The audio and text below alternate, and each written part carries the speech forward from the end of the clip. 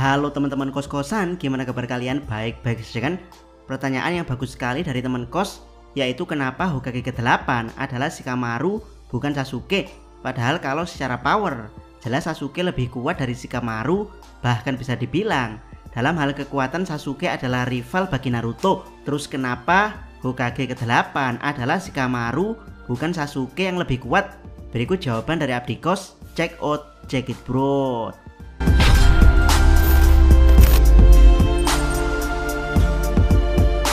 Pertama, Sasuke sedang tidak di posisi untuk menjadi Hokage. Kalau teman-teman mengikuti akhir cerita Boruto, Naruto Next Generation alias Boruto kecil, teman-teman pasti paham kalau Sasuke tersadar dari pengaruh Omnipotence Aida berkat bantuan Sarada. Jadi ya, untuk menyelamatkan Boruto yang dituduh sebagai pembunuh Naruto, Sasuke memilih kabur dari desa bersama dengan Boruto. Tujuan Sasuke jelas untuk menyelamatkan anak dari rivalnya. Jadi ya, intinya Sasuke bukan tidak layak menjadi Hokage, tapi dia sedang dalam misi penting untuk menyelamatkan Boruto. Jadi dia tidak hanya gagal menjadi Hokage ke-8, tapi akan dicegah untuk tidak menjadi Hokage ke-8 karena Sasuke sudah berkhianat melindungi pembunuh Hokage ke-7, yaitu Otsutsuki Boruto. Meski gagal, tapi Abdi Kos yakin Sasuke secara pribadi akan sepakat jika Shikamaru menjadi Hokage ke-8 menggantikan Naruto, karena Sasuke yakin Shikamaru mampu menjaga Konoha selama dia dalam pelarian melindungi Boruto. Dari sini pertanyaan teman kos tersebut sudah terjawab ya. Kedua, kenapa bukan Tsunade atau Kakashi?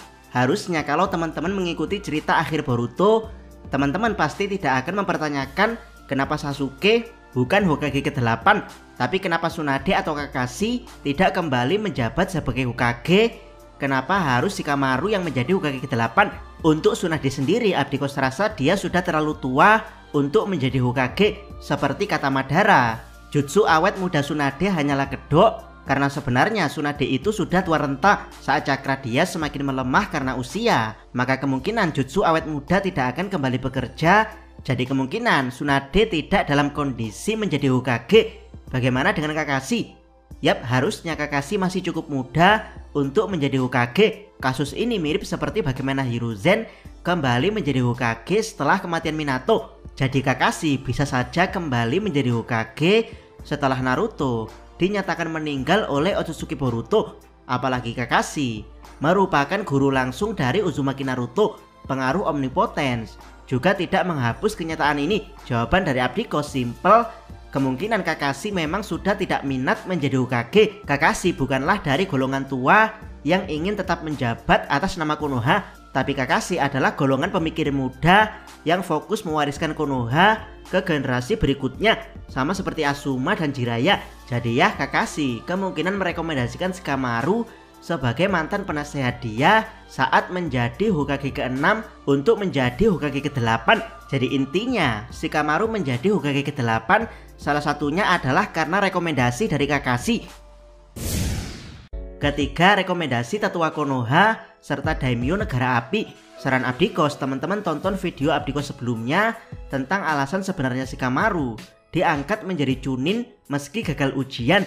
Intinya di situ Abdi Kos menjelaskan kalau alasan Shikamaru diangkat menjadi Chunin adalah atas rekomendasi dari tetua Konoha serta para daimyo yang menyaksikan ujian Chunin. Mereka menganggap kalau cara Shikamaru melawan Temari bukan lagi memakai strategi murid Genin, bahkan para Jonin seperti Kurenai juga mengamini hal ini. Dan ya, sekarang saat ada musibah tiba-tiba Hokage ke-7 dibunuh oleh Otsutsuki Boruto, maka para daimyo dan para tetua pasti langsung mencari pengganti yang layak. Ada banyak kandidat seperti Kakashi, Sakura, dan Shikamaru. Yap, Abdi Kos yakin sekelas Sakura juga akan masuk radar para daimyo dan para tetua untuk menjadi calon Hokage, mengingat Sakura murid langsung dari Hokage ke-5 dan Hokage ke-6. Tapi karena Sakura kepala medis Konoha dan Kakashi ingin pensiun, jadi kandidat satu-satunya dari para tetua dan para daimyo memang hanyalah Shikamaru. Dan ya, kalau tidak percaya bahwa Shikamaru menjadi Hokage ke-8 atas rekomendasi para tetua, teman-teman bisa lihat bagaimana reaksi Koharu dan Homura setelah time skip 3 tahun alias di Boruto to Blue Vortex. Mereka meminta dengan sangat agar Shikamaru menjadi Hokage ke-8 secara permanen. Keempat, kenapa Shikamaru menerima jabatan sebagai Hokage ke-8? Jika teman-teman mengenal Shikamaru sejak awal, teman-teman pasti paham kalau menjadi Hokage bukanlah style serta ambisi Shikamaru. Bahkan impian Shikamaru saat awal ditunjukkan adalah menjadi orang biasa, menikahi gadis biasa, dan hidup biasa-biasa saja. Dalam mimpi Mugen Tsukuyomi, Shikamaru tidak menikah dan puas hanya melihat orang-orang yang dia sayangi bahagia dengan kesibukan mereka masing-masing. Lebih koplak lagi, Shikamaru ingin menjadi awan yang bebas terbang kemanapun angin membawanya pergi. Yap, saat banyak anak-anak seusianya berlomba-lomba ingin jadi shinobi hebat, bahkan menjadi Hokage, Shikamaru cuma pengen jadi seonggo awan. Tapi takdir membawa Shikamaru ke arah lain. Setelah kematian Asuma, Shikamaru menemukan jalan ninjanya sendiri, yaitu mendidik dan melindungi generasi baru. Dan karena alasan itulah Shikamaru memaksimalkan kemampuannya untuk mau menjadi penasihat Hokage sejak era Tsunade, meski dia baru menjabat resmi sebagai asisten penasehat sejak era Kakashi. Bahkan di novel Shikamaru Hidden, dia yang sebelumnya mimpi menjomblo hingga tua di Mugen Tsukuyomi malah dapat pandangan lain tentang cinta, hingga akhirnya Shikamaru memutuskan untuk menikahi Temari dengan segala pertimbangannya. Jadi ya, intinya Shikamaru sudah berubah. Shikamaru lama mungkin ogah menduduki jabatan sebagai Hokage. Bahkan kalau perlu, dia akan merekomendasikan Sakura yang merupakan teman dekat Naruto di tim 7. Tapi karena ini Shikamaru yang sudah menelan asam garam serta mendapat jalan ninja versinya sendiri, jadi Shikamaru pada akhirnya menerima tawaran sebagai Hokage ke-8 dengan syarat Shikamaru hanya Hokage ke-8 sementara, bukan Hokage permanen. Ya, walaupun para tetua Konoha dan para daimyo ngebet pengen Shikamaru menjadi Hokage secara permanen. Kelima, apakah Shikamaru layak menjadi Hokage ke-8? Abdi kos paham komentar teman-teman yang mengejek Shikamaru saat menjadi Hokage ke-8 di era Boruto. Dia sangat lemah jika dibandingkan kekuatan Otsutsuki yang mendominasi di era Boruto. Shikamaru juga terkadang pelongo-pelongo, seakan-akan dia bingung dengan apa yang sedang terjadi. Jawaban Abdi kos sih simple. Ini adalah era Boruto, era dimana para ninja di Naruto di nerf habis-habisan. Bahkan sekelas Sasuke yang pernah menyatakan dirinya sebagai orang terkuat di dunia, di era Boruto malah sering kehabisan cakra. Jadi ya, Shikamaru juga tidak luput dari nerf tersebut. Dia hanyalah ampas di hadapan kekuatan Otsutsuki. Mengenai Shikamaru yang pelongo-pelongo, kemungkinan karena pengaruh omnipotence Aida yang memang kekuatan dewa yang tidak ngotak. Jadi Shikamaru masih berusaha mencerna apa gerangan yang terjadi selama 3 tahun lamanya. Yap, Shikamaru yang jenius butuh 3 tahun untuk mempuzzle ulang ingatan dan feelingnya. Hebatnya di Two Blue Vortex, Shikamaru dengan kerealistisannya masih mampu mempercayai Boruto, bahkan semakin kuat kehendaknya dalam menolak pesona Aida.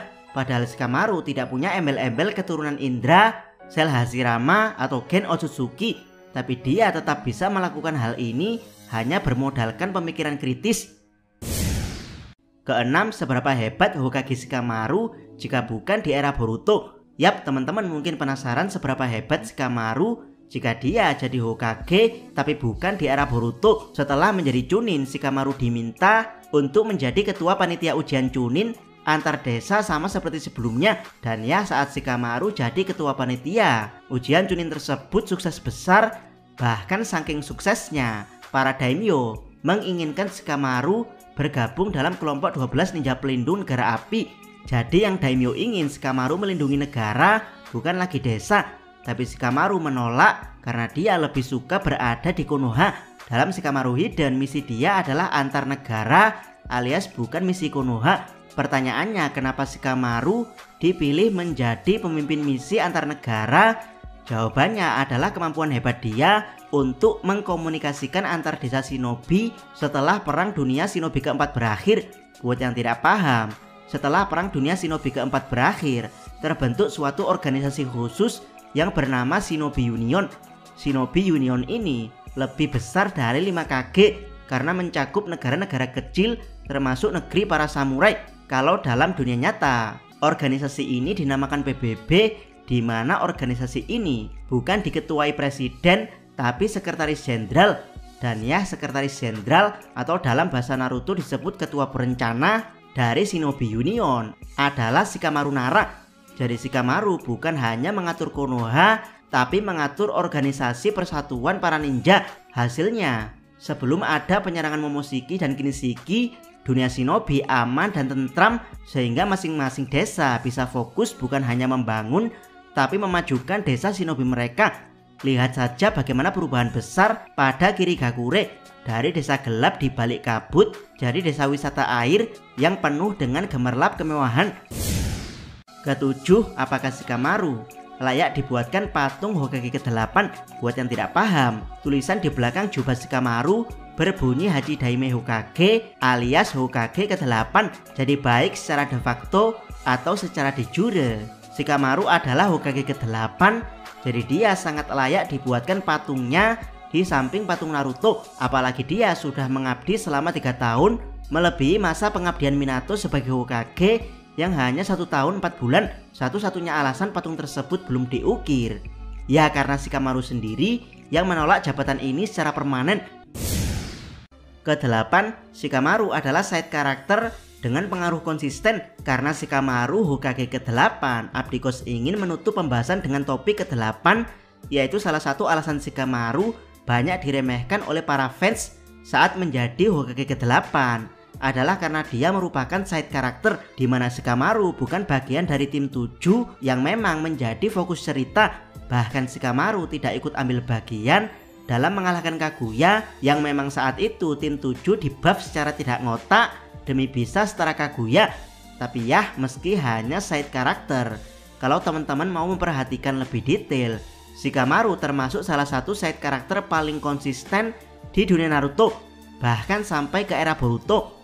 Dari awal kemunculannya, Shikamaru sudah ditunjukkan overpower di generasi Naruto. Dari segi pemikiran di era pertengahan, Shikamaru terlihat paling bijak di antara teman-teman seangkatannya. Bahkan dia secara konsisten mengakui serta membantu tokoh utama kita yaitu Naruto sejak Naruto masih kecil dan jadi bahan kebencian penduduk Konoha.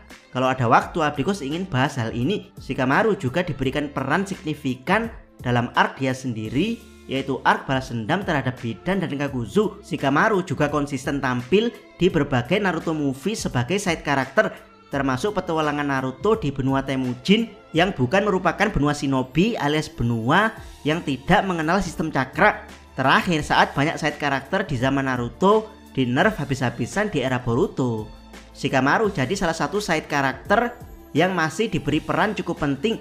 Bahkan Shikamaru diberi peran menjadi Hokage. Dan yang paling penting dari semua ini adalah Shikamaru termasuk salah 3 side karakter yang dapat novel sendiri di era Naruto. Jarang-jarang loh ada side karakter dapat novel sendiri. Selain Shikamaru ada Gaara dan Itachi yang juga punya novel mereka sendiri.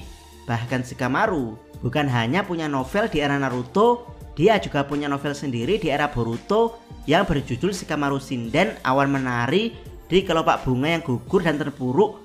Jika teman-teman perhatikan, setiap judul novel Shikamaru punya kata awan. Kemungkinan ini merujuk pada sosok Shikamaru yang memang ingin menjadi awan yang bebas. Tapi kali ini awan tersebut tidak bisa 100% bebas karena selalu diberikan beban di mana angin meniupnya.